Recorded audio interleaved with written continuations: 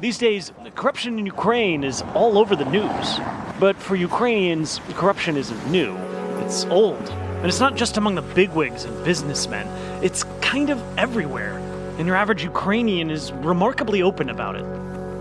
Всім привіт, мене звати Олег, я громадянин України, і я в своєму житті стикнувся з корупцією.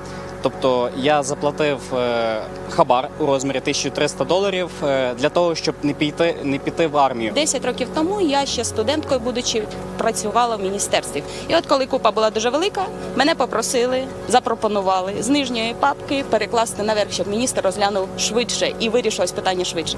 Я це зробила і отримала компенсацію $800. Давав хабаря дорожній поліції декілька разів. Вчора я заплатив хабар за навчання, тому що потрібно працювати 7 днів на тиждень і немає змоги відвідувати навчальний заклад. Було заплачено $200. В принципі, звичайна ціна за хабар в навчальних закладах. International organizations and banks consistently rank Ukraine among the most corrupt countries in the world.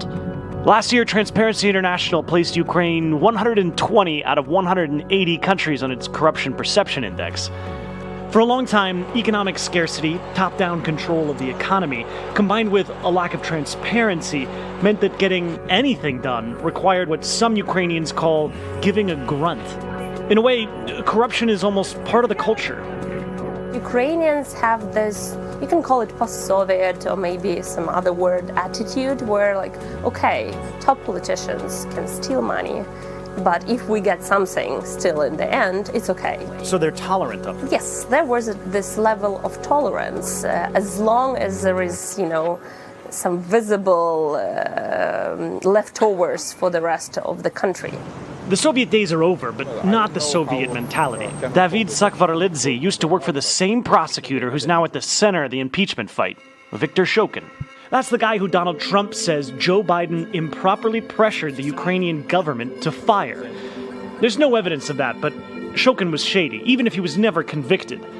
When Sakvaralidze blew the whistle on rampant graft in the prosecutor's office, he was fired. Mentally, he was a typical Soviet prosecutor. He spent 35 years in the system of the prosecutor's office. Most of it was Soviet, actually. The way these guys did their work and did their job, or they thought that they did their job, was diametrically inconsistent with the demands of New Ukraine. He's a typical Soviet prosecutor. Yes. What does that mean exactly? That means that the power and the wealth are not distinguished, are not separate. Still, Ukrainians are moving on from their Soviet past. The country reinvented itself again in 2014, when months of violent protests toppled pro-Russian President Viktor Yanukovych.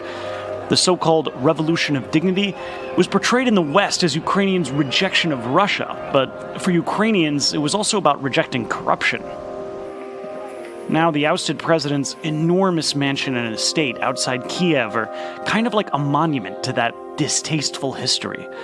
Before 2014, most Ukrainians didn't know quite how massive this place is. People come out here on day trips to walk around his beautiful gardens, his golf course, his vintage car collection, to take in the fountains and check out the novelty tall ship out back. They even come here to snap wedding pictures. 460,000 euro. 460,000 euros, okay. Yes. Does this house symbolize something for Ukrainian people? Цей будинок символізує корупцію, адже це можна назвати навіть музей корупції. They might call it a museum of corruption, but most Ukrainians want it to be a memorial. They don't want to repeat this history. They're working on it. The government created a special investigations unit for corruption in 2014, and just last month, a new court dedicated just to fighting corruption started hearing cases. But for some Ukrainians, that past will always haunt them. A few years ago, Nadia Kolyemets' diabetic father refused to bribe doctors in a government hospital to treat a wound on his leg. They refused to help him. Eventually, he got gangrene, and his leg had to be amputated. It's complicated. He didn't want to pay a bribe. Yes. It's like, and we don't do nothing, that's all. So, no money, no honey, no treatment. Yes. And now Nadia has become a vocal opponent of corruption on social media, taking her example from the US. You know, as Ukrainian, when you see this talk about Giuliani and Trump and corruption in America, what do you think? I mean, it's probably not going to affect Ukraine, but does it? I think it's affect Ukraine because I think actually we believe like that Western world, especially America, keep eye on our government officials and say to them, you shouldn't be corrupted and everything. So if in America also corruption, how can we be saved?